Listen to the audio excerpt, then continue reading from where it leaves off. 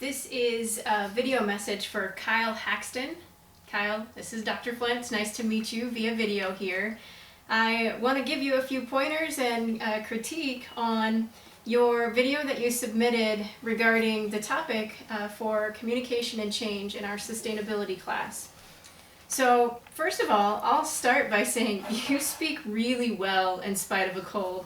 So right at the beginning of your video, you said, as you can tell, I'm fighting off a cold, and you were kind of coming across as a little bit hoarse at first, but once you kind of got into your element, I completely lost that. You still had it there, but it was gone because you were that engaging in what you were saying.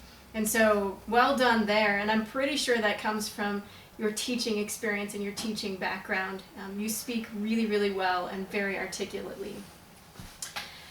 One of the things that I would encourage you to do is to look back on the prompt.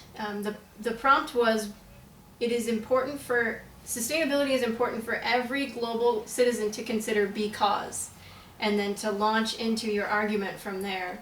The reason that I say that is because I was taking notes on what you were saying, and I sort of got lost in the main premise. And so I lost the development of your argument as time progressed in the video, and it was great that you were using some examples and things like that, but it didn't come back to that main point about why sustainability is so important for every global citizen to consider.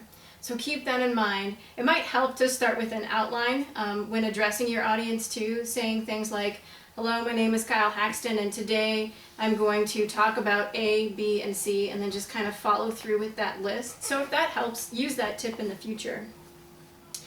The thing that I really was impressed by is that you own your domain of sustainability really well. And when I say that domain, I mean teaching. You know your community really well, Belfouche, and you understand that the students that you teach come from a background where a lot of their parents are working in the coal industry. And so you brought that up as a point of interest as I was listening that showed me that you knew your community really, really well.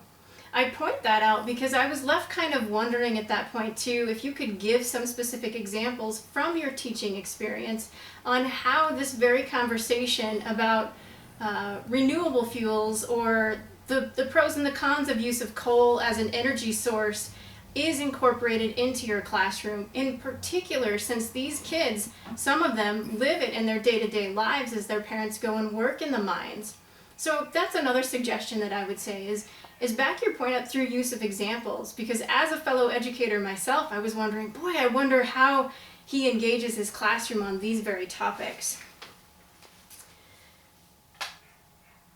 Looking through my notes here just to kind of see what other kinds of feedback I can give you. You mentioned ethics a few times, but I was left wondering what you meant specifically by ethics. So that might be another point where you can bring in some examples. And it might just be kind of a semantics thing too, knowing that where I come from in psychology, ethics may mean one thing compared to engineering where it might mean something else. And so using an example of ethical behavior according to an engineering standard or according to a teaching standard might have helped to kind of clarify that point a little bit more. And then finally, I would encourage you to engage your audience a little bit more too. That was a part of the assignment, and it was missing from what I saw in your video. So you interviewed Tate, Dylan, Karen, Megan, and Chris. And what I saw from them had a lot to do with the themes revolving around the environment and sustainability. So the way that you could maybe engage each one of these people, I'm thinking specifically about Megan. She seemed like she was trying, and she said sustainability means maintaining something. So then speaking to her very specifically about what that might look like for her as she approaches her young adult life. Chris mentioned that sustainability means not being wasteful, and a couple of your audience members or the people that you interviewed actually mentioned how much things have changed in your community, and sometimes their own evaluation of it was that it wasn't for the better, meaning that Belfouche is not doing as much as they think that they can do in terms of recycling or learning about renewable energy or resources. So what a great way to engage your audience who's also already very passionate about the community where they live.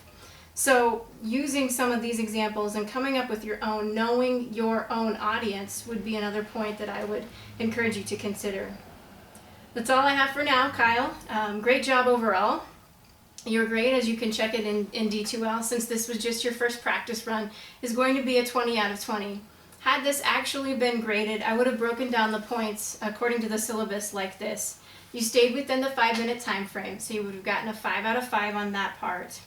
Your argument development was there, but again, as I said earlier, it was a little hard to follow at times, so I would have given you a 3 out of 5 on that point. And then engaging your audience, since I didn't see it there, I would have given you a 0 out of 10. You definitely want to try to make sure that you do your research and understand your audience a little bit better and address them next time.